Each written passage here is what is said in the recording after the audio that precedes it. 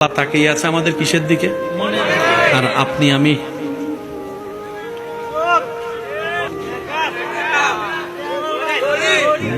আল্লাহ কয় এগুলো আমি দেখিও না।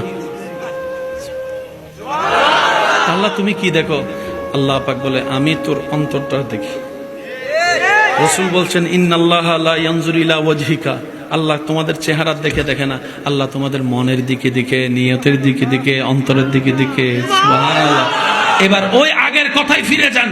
কয়টা সিজদায় খুশি ভাই বলেন?